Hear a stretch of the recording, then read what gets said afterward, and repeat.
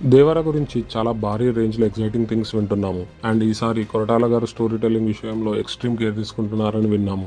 Already under water fight sequence గురించి multiple theories వస్తున్నాయి. Cinema గురించి ఎంత వెయిట్ చేస్తున్నారో తెలియదు కానీ అండర్ వాటర్ సీక్వెన్స్ గురించి మాత్రం చాలా వెయిట్ చేస్తున్నారు. అంత హైప్ క్రియేట్ అయింది. మరి ఆ సీక్వెన్స్ కోసం కెమెరామెన్ రత్నవేల్ గారు, కొరటాల శివ గారు and art director Sabu Cyril గారు చాలా డీటెయిలింగ్ గా వర్కౌట్ చేస్తున్నారు. ఈ సినిమాలో ఇలాంటి సర్ప్రైజెస్ కూడా కావాల్సినంత ఉన్నట్టే అనిపిస్తున్నాయి. బికాస్ సైఫ్ అలీ ఖాన్ లుక్ డీప్గా అబ్జర్వ్ చేస్తే NTR kind of dressing and makeover ఒకేలా అనిపిస్తుంది. సైఫ్ అలీ ఖాన్ అండ్ ఎన్టీఆర్ ఇద్దరు ఫ్రెండ్స్గా ఉండే ఛాన్సెస్ కూడా చాలా ఎక్కువగా ఉన్నాయి.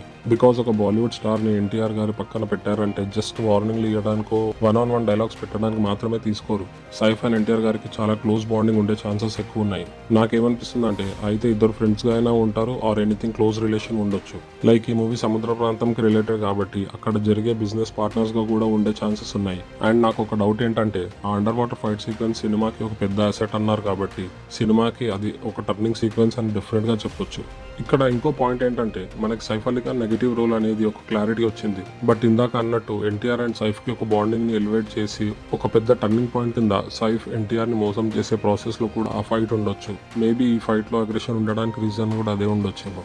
సముద్రం బేస్డ్ సినిమా కాబట్టి డెఫినెట్ గా ఇల్లీగల్ గా చాలా విషయాలు జరుగుతాయి. ఈ ప్రాసెస్ లో ఆ సముద్రానికి వీరుడిలా ఒకడున్నాడు.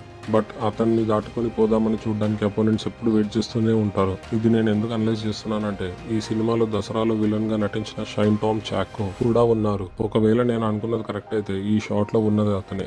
ఆ షాట్ చూస్తుంటే ఖచ్చితంగా ఎర్ర సముద్రంపై దండయాత్ర చేయడానికి అనిపిస్తుంది. ఈ ప్రాసెస్ లోనే సైఫ్ ఎన్టీఆర్ ని మోసం చేసి షైన్ టామ్ చాకో సైడ్ వెళ్తాడేమో అనుకుంటున్నా. ఏమో చూడాలి ఎలా ఉంటుందో. బట్ నాకు అనిపించింది ఇది. బట్ సినిమాలో శ్రీకాంత్ అండ్ ప్రకాష్ రాజ్ గారు కూడా ఉన్నారు. సో ఇది ఒక long interesting drama and action మూవీగా ఉండబోతుంది. అయితే ట్రైలర్ వచ్చాక మనకి ఈ క్యారెక్టర్స్ గురించి ఇంకా ఎక్కువ ఎక్సైట్మెంట్ వస్తుంది. Let's wait and see.